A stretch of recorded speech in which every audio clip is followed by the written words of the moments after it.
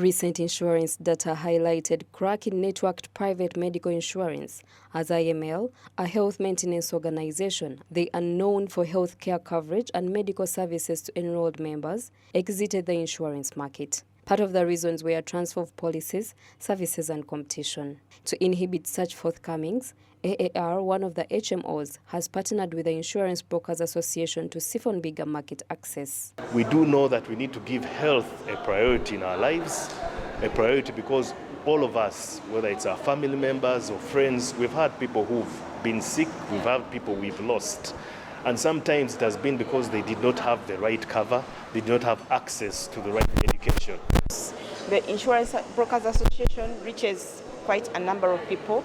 It also has a wide platform, and we believe that Ugandans need insurance.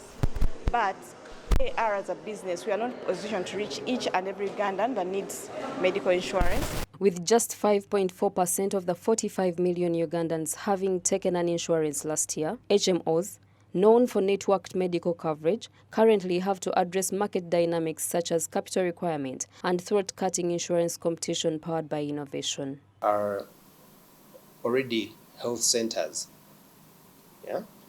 health providers. They already have their hospitals and clinics, but they have some kind of scheme that helps people who come to mostly their centers to access medical insurance at a more kind of predictable manner, because you want to set up a fund with this medical facility, so that should anything happen to me and my family members, there will be a fund that they can access service, medical services at any one time.